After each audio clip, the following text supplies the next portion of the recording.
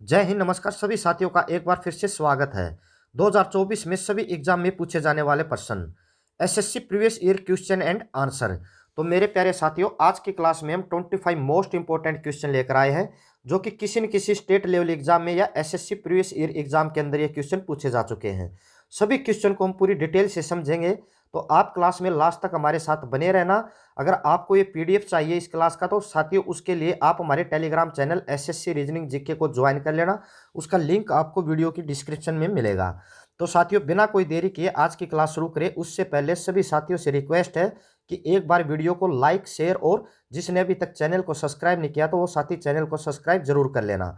तो साथियों, शुरू करते हैं आज की क्लास। तो देखिए आज का हमारा पहला क्वेश्चन। तो आज का हमारा फर्स्ट क्वेश्चन है, इनमें से किसके कारण फलों का मीठा स्वाद होता है। तो साथियों, ये क्वेश्चन एसएससी के एग्जाम में 2013 में आ चुका है। तो साथियों, जो इसका राइट आंसर होगा, तो इसका राइट आंसर होगा साथियों ऑप्शन बी, फ्रुक्टोज। फ्रुक्टोज के कारण फलों का मीठा स्वाद होता है। तो ऑप्शन बी इसमें आपका राइट आंसर होगा। तो भी थोड़ा डिटेल में समझते हैं इसको। तो सबसे पहले देखिए फ्रुक्टोज क्या होता है। फलों में पाया जाने वाला फ्रुक्टोज एक मोनोक्साइड शर्करा है। तो साथियों, जो फ्रुक्टोज है तो ये मोनोक्साइड एक शर्करा जो कि फलों में पाया जाता है। यह प्रकृति पर सबसे मीठा होता है। इसे फल शर्करा भी कहते हैं। तो साथियों, जो फ्रुक्टोज है तो इसे फल शर्करा भी कहते हैं। लैक्टोज, तो लैक्टोज क्या होता है, दूध में पाया जाने वाला शर्करा। तो जो दूध के अंदर पाया जाता है तो वो क्या होता है, लैक्टोज। अभी देखते हैं माल्टोज। तो माल्टोज क्या होता है, ये अनाज के अंदर पाया जाने वाला शर्करा है। तो साथियों, इसको याद रखा नहीं सभी पॉइंट्स को। जो फ्रुक्टोज है ये फलों के अंदर पाया जाता है, लैक्टोज है ये दूध के अंदर पाया जाता है, और जो माल्टोज है तो ये अनाज के अंदर पाया जाने वाला शर्करा है। तो सभी पॉइंट्स को नोट कर लेना। अभी देखिए अगला प्रश्न, क्वेश्चन नंबर 2 देखिए, इनमें से कौन बंगाल के प्रथम गवर्नर जनरल थे। तो साथियों, जो बंगाल के प्रथम गवर्नर जनरल थे तो वो थे वॉरेन हेस्टिंग्स। तो ऑप्शन सी इसमें आपका राइट आंसर होगा। साथियों, ये क्वेश्चन भी एसएससी के अंदर 2017 में पूछा जा चुका है। काफी इंपॉर्टेंट क्वेश्चन है। स्टेट लेवल एग्जाम में भी काफी एग्जाम के अंदर ये क्वेश्चन पूछा गया है। बंगाल का प्रथम गवर्नर जनरल वारेन हेस्टिंग्स को 1774 ईस्वी में नियुक्त किया गया। तो इसे बंगाल का प्रथम गवर्नर जनरल कब बनाया गया था, 1774 ईस्वी के अंदर इसे बंगाल का प्रथम गवर्नर जनरल बनाया गया था। किसको, वॉरेन हेस्टिंग्स को। तो इसे याद रखना है। तो अभी देखिए नेक्स्ट क्वेश्चन, क्वेश्चन नंबर 3 देखिए, लीवर किससे भरपूर स्रोत है। तो साथियों, जो लीवर है तो ये किससे भरपूर एक स्रोत है, तो ये वसा घुलनशील विटामिन से भरपूर एक स्रोत है। तो ऑप्शन बी यहाँ पर आपका ये राइट आंसर होगा।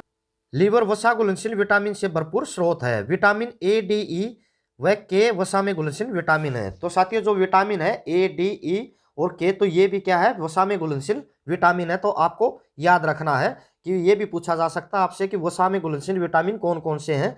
तो वो है ए, डी, ई और के। तो ये 4 विटामिन है जो वसा में घुलनशील विटामिन है। तो अभी देखिए अगला क्वेश्चन, क्वेश्चन नंबर 4 देखिए, इनमें से कौन सी धातु हड़प्पन सभ्यता में नहीं पाई गई थी। एसएससी 2017 में पूछा गया ये क्वेश्चन है। तो कौन सी धातु थी जो हड़प्पा सभ्यता में नहीं पाई गई थी। तो साथियों, लोहा। लोहा ऐसी धातु थी जो हड़प्पा सभ्यता में नहीं पाई गई थी। तो यहाँ पर आपका ऑप्शन डी इसका राइट आंसर होगा।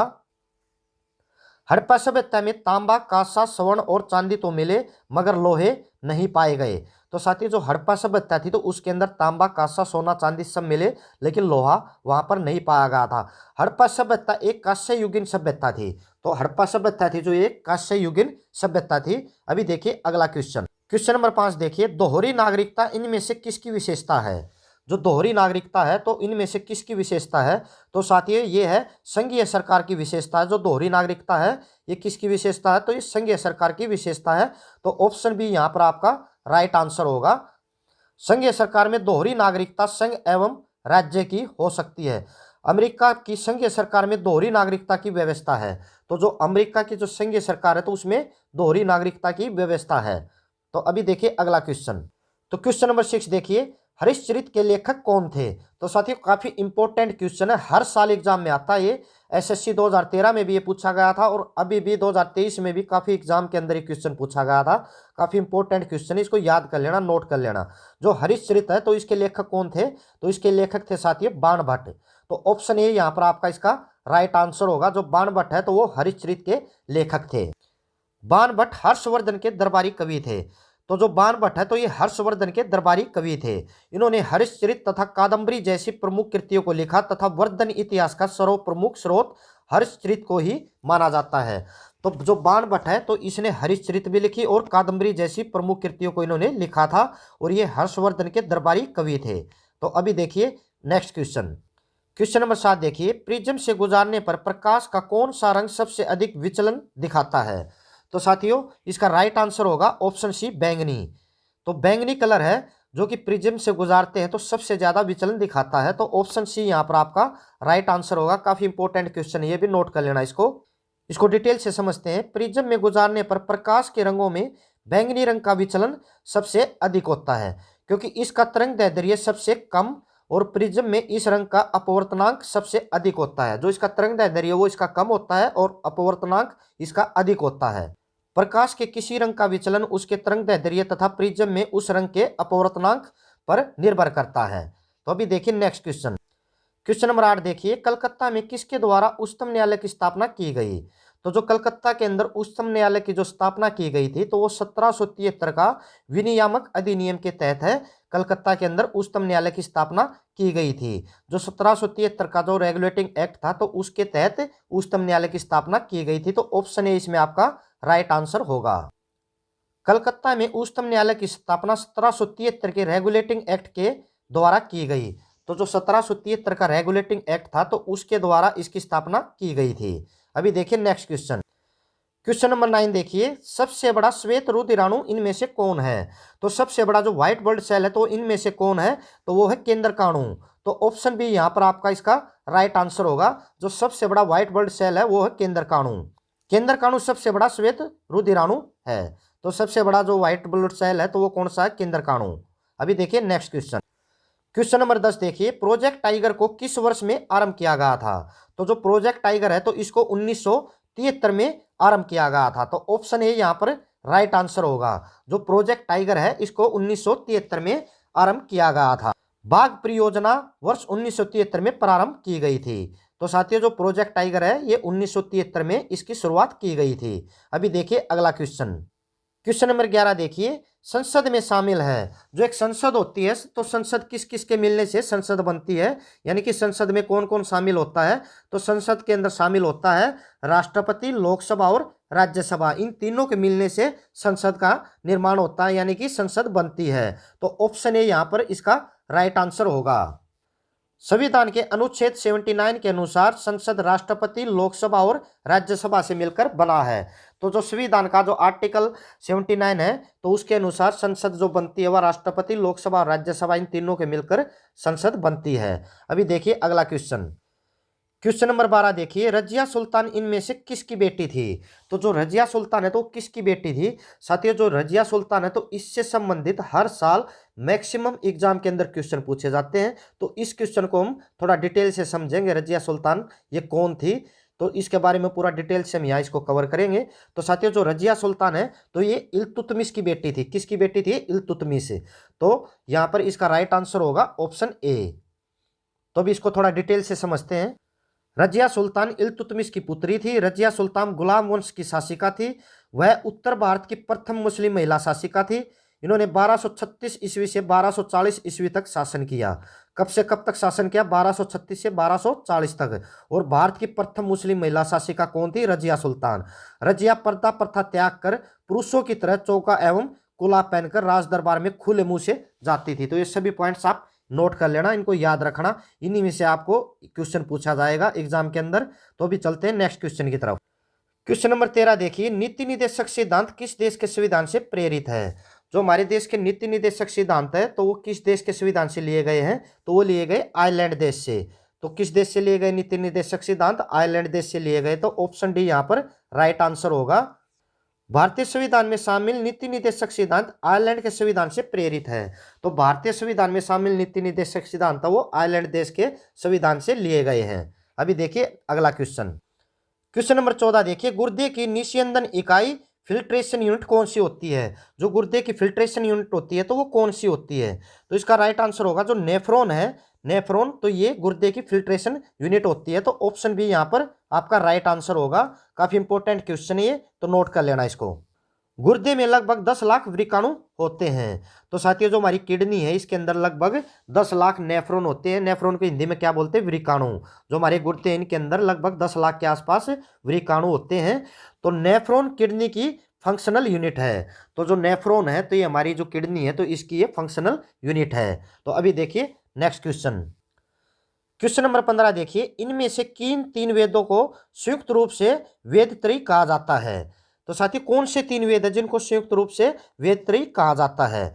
तो ऋग्वेद, सामवेद और यजुर्वेद, ये तीन वेद है जिनको संयुक्त रूप से वेद त्रयी कहा जाता है। तो ऑप्शन सी यहाँ पर आपका राइट आंसर होगा। वेद त्रयी ऋग्वेद, यजुर्वेद, सामवेद को संयुक्त रूप से कहा जाता है। तो वेद त्रयी किसको कहा जाता है? जो तीन वेद है ऋग्वेद, यजुर्वेद तथा सामवेद, इन तीनों वेदों को वेद त्रयी संयुक्त रूप से कहा जाता है। अभी देखिए नेक्स्ट क्वेश्चन। क्वेश्चन नंबर 16, इनमें से किसका नाम देवानाम प्रियदर्शी था? तो किसका नाम देवानाम प्रियदर्शी था? तो मौर्य राजा अशोक का नाम था देवानाम प्रियदर्शी। एसएससी 2012 के अंदर ये क्वेश्चन पूछा गया था और उसके बाद भी ये काफी बार एग्जाम में क्वेश्चन पूछा जा चुका है। तो मौर्य अशोक था जो, उसका नाम था देवानाम प्रियदर्शनी। तो ऑप्शन ए यहाँ पर आपका राइट आंसर होगा। मौर्य सम्राट अशोक के अभिलेखों में देवानामी प्रिय, देवानामी प्रियदर्शी तथा राजा से संबोधित किया गया है। मास्की, गुजरा, निट्टूर तथा उद्देगोलम लेखों में अशोक। तो ये सब किसके लिखे हुए हैं? अशोक का इनमें जिक्र किया गया है और इसकी ये जो दो है अभिलेख थे, देवानामी प्रिय और देवानामी प्रियदर्शी। तो याद रखना इनको, ये भी पूछा जा सकता है आपसे। तो अभी देखिए अगला क्वेश्चन। क्वेश्चन नंबर 17, किसी राज्य का उच्चतम विधि अधिकारी कौन होता है? तो किसी भी राज्य का जो उच्चतम विधि अधिकारी होता है तो वो होता है महाधिवक्ता। तो कौन होता है किसी भी राज्य का उच्चतम विधि अधिकारी? तो महाधिवक्ता है जो वो राज्य का उच्चतम विधि अधिकारी होता है। तो ऑप्शन बी यहाँ पर आपका राइट आंसर होगा। महाधिवक्ता राज्य का उच्चतम विधि अधिकारी होता है। उसका कार्य राज्य सरकार को विधि संबंधी विषयों पर सलाह देना होता है। तो जो महाधिवक्ता होता है तो वो राज्य का उच्चतम विधि अधिकारी होता है और उसका कार्य क्या होता है? सरकार को विधि संबंधी विषयों पर सलाह देता है वो सरकार को। तो ये भी आपको याद रखना है अगर ये आता है क्वेश्चन के अंदर कि महाधिवक्ता का कार्य क्या होता है, तो वो राज्य सरकार को विधि संबंधी विषयों पर वो सलाह देता है। तो अभी देखिए नेक्स्ट क्वेश्चन। क्वेश्चन नंबर 18, इनमें से किसे भारतीय बिस्मार्क के रूप में जाना जाता है? तो किसको भारतीय बिस्मार्क के रूप में जाना जाता है? तो वल्लभ भाई पटेल को भारतीय बिस्मार्क के रूप में जाना जाता है। एसएससी 2011 के अंदर ये क्वेश्चन पूछा गया था और 2023 के अंदर भी कई एग्जाम में क्वेश्चन पूछा गया है। तो वल्लभ भाई पटेल को भारतीय बिस्मार्क के रूप में जाना जाता है। तो ऑप्शन ए आपका यहाँ पर राइट आंसर होगा। जिस तरह बिस्मार्क ने जर्मनी का एकीकरण किया था उसी तरह विभिन्न भारतीय रियासतों को भारत में सम्मिलित करने के कारण सरदार वल्लभ भाई पटेल को भारतीय बिस्मार्क के रूप में जाना जाता है। तो अभी देखिए नेक्स्ट क्वेश्चन। क्वेश्चन नंबर 19, मानव मस्तिष्क का कौन सा अंग निगलने और उगलने का नियामक केंद्र है? तो साथियों जो मानव मस्तिष्क है तो इसका कौन सा अंग है जो निगलने और उगलने का नियामक केंद्र है? तो मेडुला ओब्लंगेटा मानव मस्तिष्क का ऐसा अंग है जो निगलने और उगलने का नियामक केंद्र है। तो ऑप्शन सी यहाँ पर आपका राइट आंसर होगा। मेडुला ओब्लंगेटा मस्तिष्क का सबसे पीछे का भाग होता है। तो ये जो हमारा मस्तिष्क है तो इसका ये सबसे पीछे का भाग होता है और इसके कार्य क्या होते हैं? तो इसके कार्य होते हैं उपापचय, रक्तदाब और आहार नाल के क्रमाकुचन, ग्रंथि स्त्राव तथा हृदय की धड़कनों का नियंत्रण करना। तो ये इसके कार्य है। तो इनको भी आप याद रखना। जो मेडुला ओब्लंगेटा है तो इसका कार्य क्या होता है? तो ये भी आपको याद रखने और ये हमारे मस्तिष्क का सबसे पीछे वाला भाग होता है। क्वेश्चन नंबर 20, मोती मस्जिद इनमें से किस नगर में स्थित है? तो जो मोती मस्जिद है तो वो किस नगर के अंदर स्थित है? तो वो है आगरा के अंदर स्थित है। आगरा के अंदर मोती मस्जिद स्थित है। तो ऑप्शन ए यहाँ पर आपका राइट आंसर होगा। मोती मस्जिद आगरा के किले में स्थित है। तो जो मोती मस्जिद है ये आगरा में स्थित है, लेकिन कहाँ पर स्थित है? आगरा में, आगरा के किले के अंदर ये स्थित है। इसका निर्माण शाहजहां द्वारा करवाया गया था। इसका निर्माण किसने करवाया था? शाहजहां ने। दिल्ली के लाल किले में स्थित मोती मस्जिद का निर्माण औरंगजेब ने करवाया था। तो एक जो मोती मस्जिद है ये लाल किले के अंदर भी है दिल्ली में, उसका निर्माण किसने करवाया था? औरंगजेब ने। और जो आगरा के किले में जो मोती मस्जिद है उसका निर्माण करवाया था किसने? शाहजहां ने उसका निर्माण करवाया था। तो याद रखना इसको। अभी चलते अगले क्वेश्चन की तरफ। क्वेश्चन नंबर 21 देखिए, बहुत ऊंचाई पर उड़ते समय पक्षियों को सांस की परेशानी क्यों नहीं महसूस होती है? तो साथियों जो पक्षी है काफी हाइट में उड़ते हैं लेकिन उनको सांस की परेशानी नहीं होती है। तो वो किसके कारण नहीं होती है? तो साथियों उनको जो सांस की परेशानी वो क्यों नहीं होती है? क्योंकि उनमें अतिरिक्त वायु कोष होते हैं। जो पक्षी है उनके अंदर क्या है, अतिरिक्त वायु कोष होते हैं, इसलिए वे इतनी हाइट पर उड़ते हैं और उनको इतनी हाइट में भी सांस की कोई भी प्रॉब्लम नहीं होती है। तो ऑप्शन सी यहाँ पर आपका राइट आंसर होगा। काफी इंपॉर्टेंट क्वेश्चन है, तो नोट कर लेना इसको भी। पक्षियों के फेफड़ों से वायु कोष जुड़े होते हैं। ये वायु कोष पक्षियों को अतिरिक्त वायु संग्रहित कर उसे फेफड़ों को पहुंचाने में मदद करते हैं। इसी कारण पक्षियों को उड़ान के दौरान आवश्यक ऑक्सीजन की आपूर्ति निरंतर होती रहती है। तो इनके अंदर क्या है, अतिरिक्त वायु कोष होते हैं, तो वे उन तक ऑक्सीजन पहुंचाते रहते हैं इनके फेफड़ों तक, इसलिए इनको हाइट में उड़ने में कोई परेशानी नहीं होती, सांस लेने में। क्वेश्चन नंबर 22, पूना समझौता 1932 इनमें से किसके बीच हुआ था। साथियों ये क्वेश्चन काफी इंपॉर्टेंट है। जो पूना समझौता है ये बार बार एग्जाम में पूछा जाता है। तो ये 1932 में हुआ था जो पूना समझौता। तो ये किस किस के बीच में हुआ था, तो ये हुआ था महात्मा गांधी और अंबेडकर के बीच में। तो महात्मा गांधी और अंबेडकर के बीच में 1932 में पूना समझौता हुआ था। तो ऑप्शन बी यहाँ पर आपका राइट आंसर होगा। जो पूना समझौता है तो ये किसके बीच हुआ था, महात्मा गांधी और भीमराव अंबेडकर के बीच में ये समझौता हुआ था। ऐतिहासिक पूना समझौता महात्मा गांधी तथा भीमराव अंबेडकर के बीच में हुआ था। यद्यपि कि इस पर गांधी जी ने स्वयं हस्ताक्षर नहीं किए थे, बल्कि इस पर अंबेडकर और गांधी जी के अनुयायियों द्वारा हस्ताक्षर किए गए थे। तो पूना समझौता 1932 में हुआ था और इसमें गांधी ने हस्ताक्षर नहीं किए थे। जो गांधी जी और अंबेडकर के जो अनुयायी थे उन्होंने इसके ऊपर हस्ताक्षर किए थे। तो याद रखना इसको, जो पूना समझौता ये किसके बीच हुआ था, महात्मा गांधी और भीमराव अंबेडकर के बीच में, और कब हुआ था, 1932 ईस्वी में। तो अब देखिए क्वेश्चन नंबर 23, नगरीय स्थानीय सरकारों को किस संशोधन ने संवैधानिक दर्जा दिया था। तो कौन सा संशोधन था जो कि नगरीय स्थानीय सरकारों को उसने संवैधानिक दर्जा दिया था। तो साथियों जो 74वां संशोधन था तो उसने नगरीय स्थानीय सरकारों को संवैधानिक दर्जा दिया था। तो ऑप्शन भी आपका यहाँ पर राइट आंसर होगा।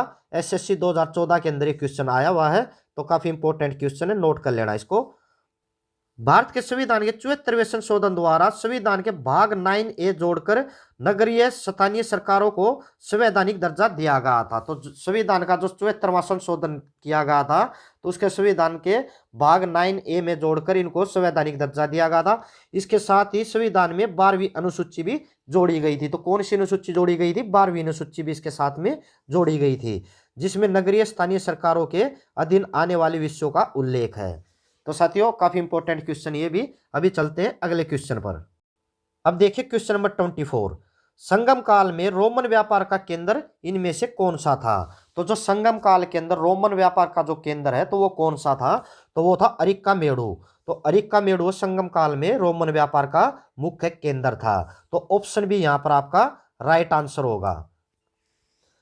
अब देखिए थोड़ा डिटेल से इसको। अरिक्कामेडु एक प्रसिद्ध व्यापारिक केंद्र था जहां देश के विभिन्न भागों से व्यापारिक वस्तुएं एकत्र की जाती थी तथा फिर यहां से रोम को जाती थी। तो साथियों ये एक व्यापारिक केंद्र था, जिस जगह पर विभिन्न देशों से जो व्यापारिक वस्तुएं उनको इकट्ठा किया जाता था और वहां से उनको रोम पहुंचाया जाता था। जो अरिक्कामेडु ये कहाँ पर पड़ता है, ये पांडिचेरी में है। तो अरिक्कामेडु की खुदाई से रोमन द्वीप के टुकड़े, कांच के कटोरे, रत्न, मनके तथा बर्तन प्राप्त किए गए हैं। अतः स्पष्ट यह है कि संगम काल में अरिक्कामेडु रोमन व्यापार के मुख्य केंद्रों में से एक है। तो साथियों जो अरिक्कामेडु है तो इसकी खुदाई में रोमन द्वीप के टुकड़े, कांच के कटोरे, रत्न, मनके तथा बर्तन मिले वहां पर। तो उसी से यह अनुमान लगा कि संगम काल में अरिक्कामेडु जो ये रोमन व्यापार का मुख्य केंद्र था। तो काफी इंपॉर्टेंट क्वेश्चन है ये भी। अभी देखिए नेक्स्ट क्वेश्चन, क्वेश्चन नंबर 25 जो कि हमारा आज का लास्ट क्वेश्चन है। कलकत्ता में किसके द्वारा उच्चतम न्यायालय की स्थापना की गई थी। साथियों ये रिपीट क्वेश्चन है, पहले भी क्वेश्चन आ चुका है तो ये दोबारा से क्वेश्चन ऐड कर दिया। तो कलकत्ता के अंदर जो उच्चतम न्यायालय तो इसकी स्थापना किसने की थी, तो इसकी स्थापना किसके द्वारा की गई थी, जो 1773 का जो रेगुलेटिंग एक्ट था तो उसके तहत इसकी स्थापना की गई थी। कलकत्ता के अंदर उच्चतम न्यायालय की स्थापना जो 1773 का विनियामक अधिनियम है या 1773 का आप रेगुलेटिंग एक्ट भी बोल सकते हैं इसको, तो उसके द्वारा उच्चतम न्यायालय की स्थापना की गई थी। तो ये थे साथियों आज के हमारे 25 मोस्ट इंपोर्टेंट क्वेश्चन। सभी क्वेश्चन प्रीवियस ईयर के अंदर आ चुके हैं। अगर मेरे प्यारे साथियों आपको क्लास अच्छी लगी, आगे भी ऐसी क्लास देखने के लिए आप चैनल को सब्सक्राइब कर लेना और एक बार सभी साथी जाने से पहले वीडियो को लाइक कर देना, ज़्यादा से ज़्यादा शेयर कर देना और एक प्यारा सा कॉमेंट जरूर करना क्लास आपको कैसी लगी, और चैनल को सब्सक्राइब जरूर कर लेना। तो मिलते हैं कल फिर एक नई क्लास के साथ, मोस्ट ऐसे ही प्रीवियस ईयर के 25 मोस्ट इंपोर्टेंट क्वेश्चन लेकर। तब तक आप सभी साथियों का वीडियो देखने के लिए बहुत बहुत धन्यवाद। जय हिंद, जय भारत।